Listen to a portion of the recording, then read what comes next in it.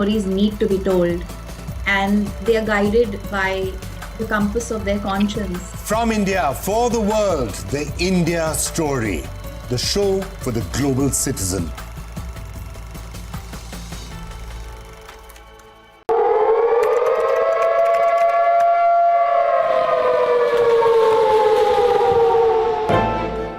You don't know how to fix the holes in our ozone layer. You don't know how to bring the salmon back up a dead stream. You don't know how to bring back an animal now extinct. And you can't bring back the forest that once grew where there is now a desert. You have ignored us in the past and you will ignore us again. We have run out of excuses and we are running out of time. Show us your faithfulness. Show us your trustworthiness. Show us your honesty. Prove us wrong. We desperately need you to prove us wrong. God help us all. If you fail to prove us wrong, God help us.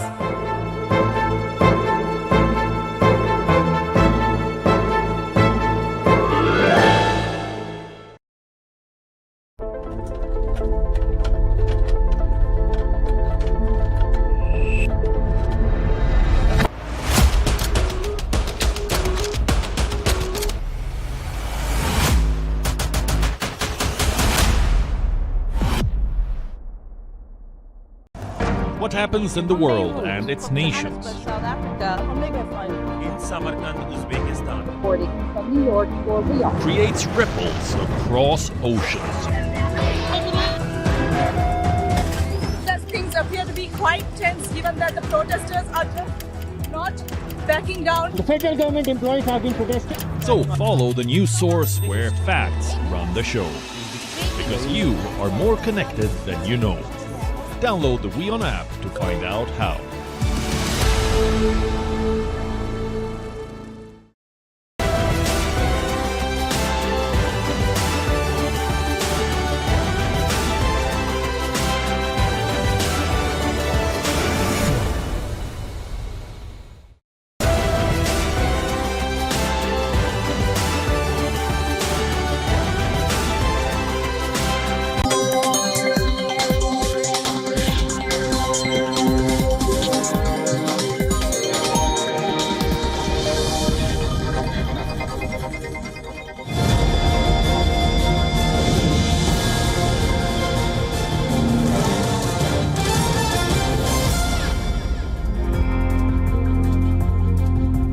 Hi everyone, welcome to WION Live Broadcast from New York City. I'm Susan Tehrani. First, let's get you up to speed with this hour's headlines.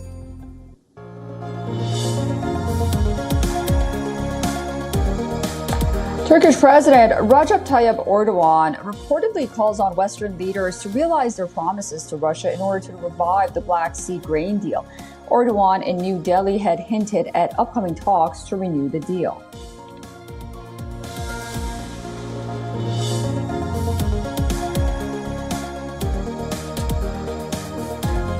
European Union warns Russia of consequences for staging elections in Ukrainian regions seized by the Kremlin, rejects what it calls an effort by Russia to legitimize illegal military control of Ukrainian territories.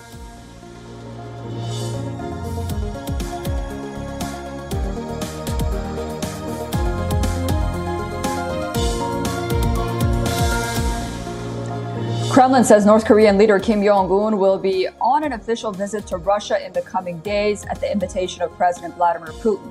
No dates have been revealed. There are reports of Kim having departed from Vladivostok for Russia by train.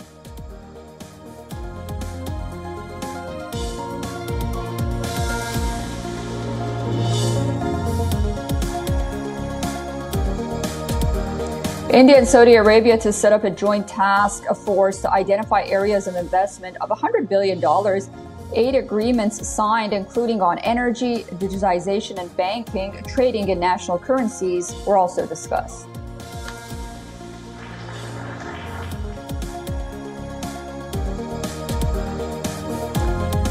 Iran hopes for a quick transfer of frozen funds as part of its prisoner swap deal with the United States. Its foreign ministry says that they will purchase all non-sanctioned goods with the money, not just food and medicine.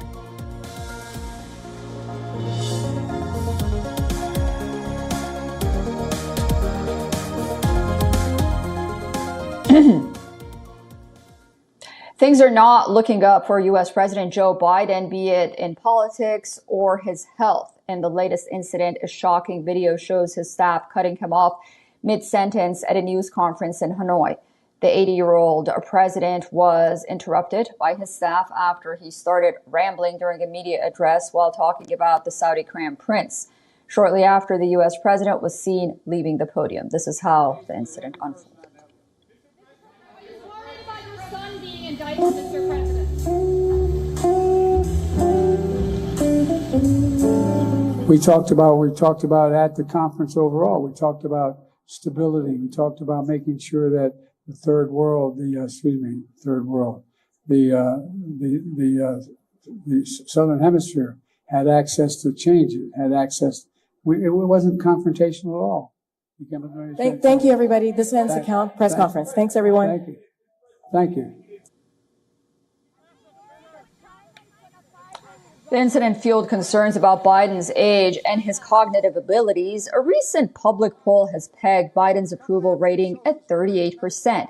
This rating is the lowest on record for the president after a drop down for 41% in July of this year. A persistent drag on President Biden's ratings has been the inflation and gas prices.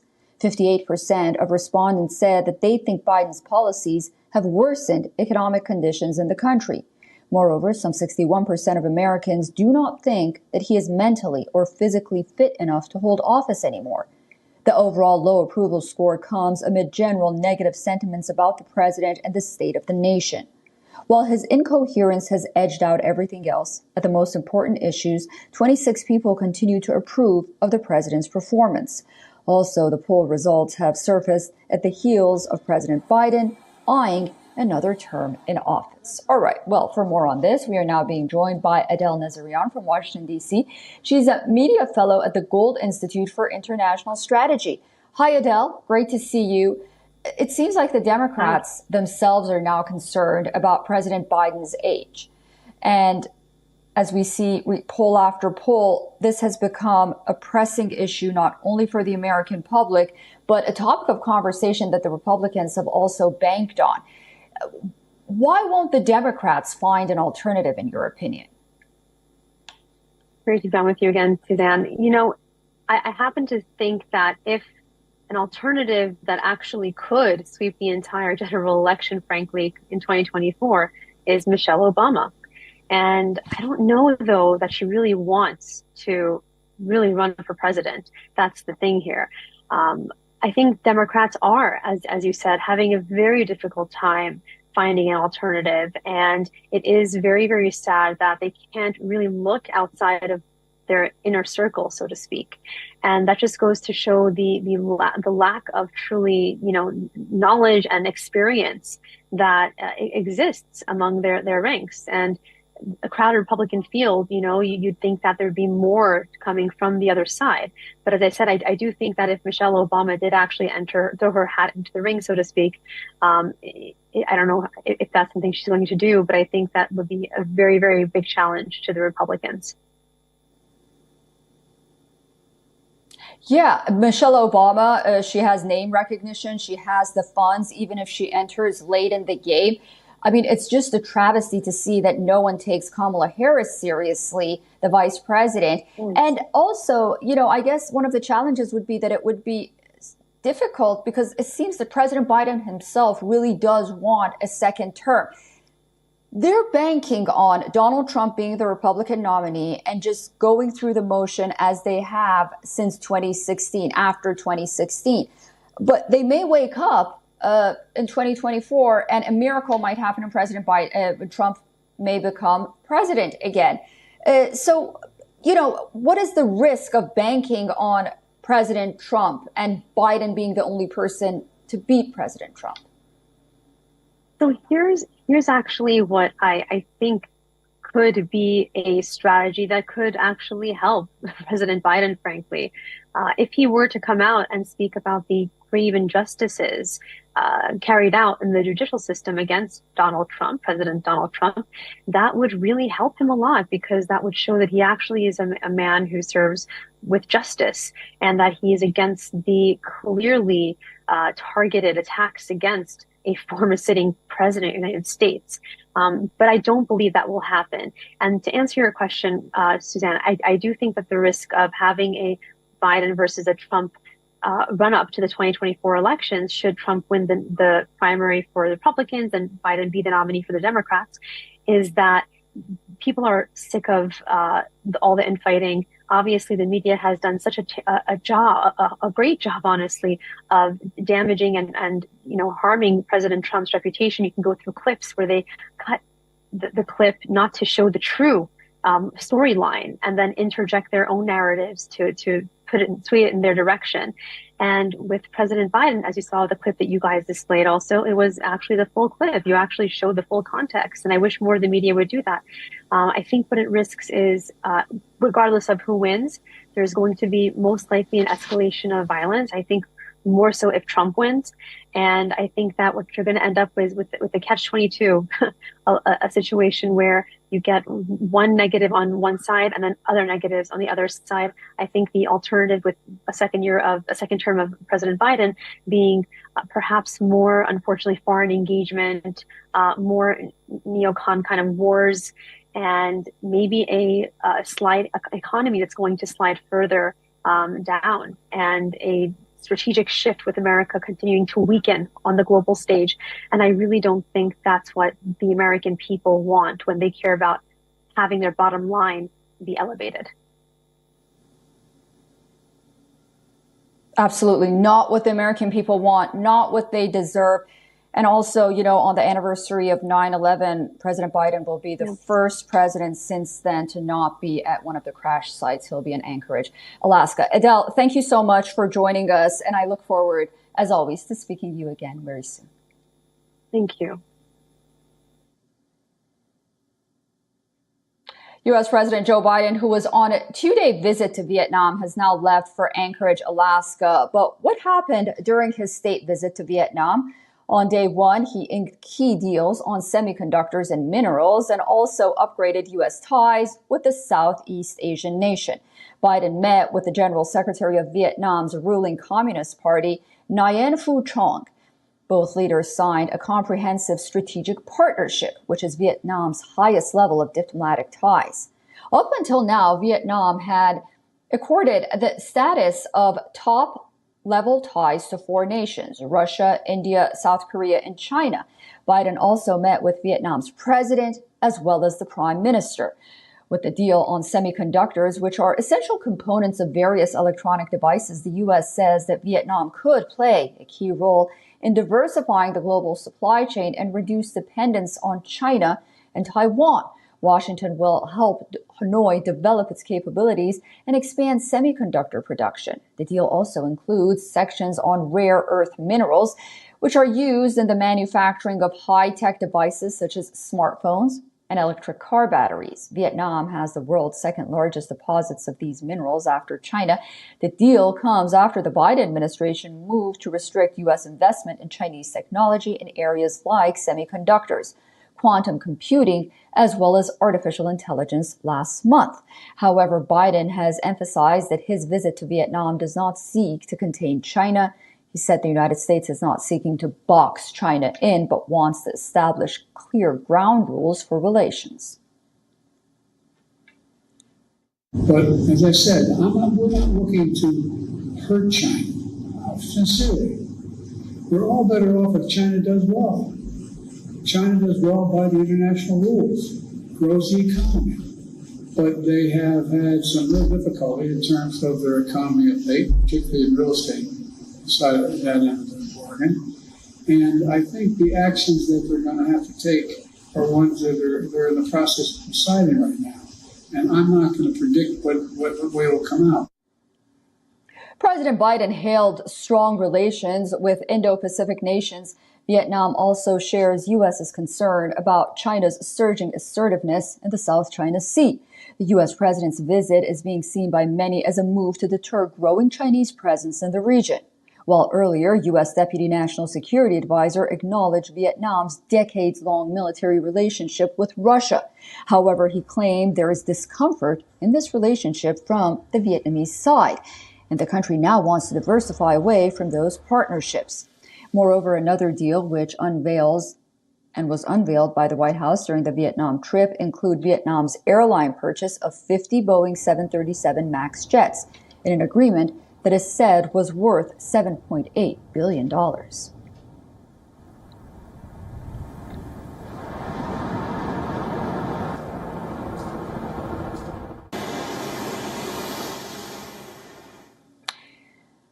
The visuals of passenger planes slicing through the Twin Towers of the World Trade Center are etched in public memory. Today marks 22 years since 9/11, the Al-Qaeda-led terror attack in New York City.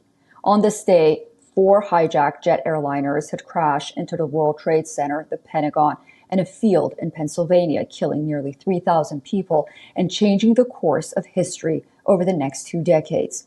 But even after more than 2 decades since the tragic attack, DNA analysis has identified the 22-year-old remains of 2 people who died in the World Trade Center collapse. As per reports, the identity of the 2 victims, a man and a woman, has been withheld from the press at the request of their families.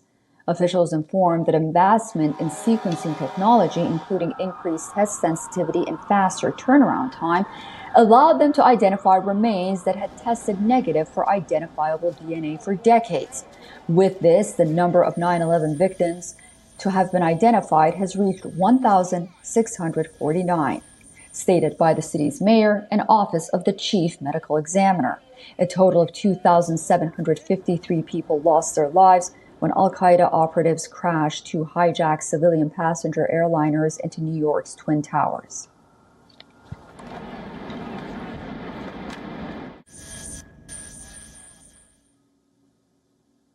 After months of negotiations, Iran and the United States are finally set for a prisoner swap. The swap of 5 prisoners from each side will take place under a Qatar and Oman mandated deal. As part of the deal, Iran hopes that the transfer of frozen funds will also take place in the coming few days. These funds are worth $6 billion. Iran believes that these funds will help them purchase non-sanctions goods that are not limited to just food and medicine. Our next report gives you further details. Environmentalist Murad Tabaz is among up to 5 U.S.-Iranian dual nationals who could be freed from Iran as early as next week in a prisoner swap mediated by Qatar. A similar number of Iranian prisoners held in the U.S. would also head home after $6 billion of frozen Iranian funds are wired to Qatari banks. These details come from multiple sources who spoke to Reuters. The prisoner swap would mark a rare moment of cooperation between 2 adversaries who remain at odds over issues including Iran's nuclear program and U.S. military presence in the Gulf. Under the deal, prisoners from both sides would transit through Qatar. Sources say the trickiest part of the talks was figuring out how to make the money transfer transparent and respect U.S. sanctions against Tehran. The idea is that Doha will make sure Iran does not spend the cash on sanctioned items. The U.S. State Department says Washington will also have oversight. The potential transfer has drawn Republican criticism that President Joe Biden is effectively paying ransom for American citizens. Good morning. Good morning. Here's Secretary of State Antony Blinken speaking last month. The dollars that are being made available, that is Iranian funds that are being made now available to Iran, this is a way of actually facilitating their use strictly for humanitarian purposes. Nothing about our overall approach to Iran has changed. We continue to pursue a strategy of deterrence, of pressure, and diplomacy. Siamak Namazi and Ahmad Shargi are other Americans also involved in the swap. Tabaz's daughter Tara spoke to Reuters in April about the toll the experience has taken. I mean, all of our families have been destroyed. This is a humanitarian issue, and it should be dealt as such. The identities of 2 of the Americans have not been disclosed, although sources say one is a woman. Reuters could not establish which Iranian prisoners would be involved. The American men's families either did not respond to a request for comment or declined to speak. Qatar's and Iran's foreign ministries did not respond either. North Korean leader Kim Jong-un is all set to meet Russian President Vladimir Putin. Kim Jong-un will visit Russia and hold a summit with his Russian counterpart, according to reports after receiving an invite from Russian President Putin. In the coming days, the North Korean leader will depart from Pyongyang. The report states that Kim is likely to head by armored train to Vladivostok on Russia's Pacific coast, not far from North Korea, to meet with Putin. It is rumored that the train in which the North Korean leader will travel will include at least 20 bulletproof cars, making it heavier than the average train. And its maximum speed is expected to not go beyond 59 kilometers per hour. His journey to Vladivostok is expected to take an entire day. Speculation had been mounting that Kim Jong-un, who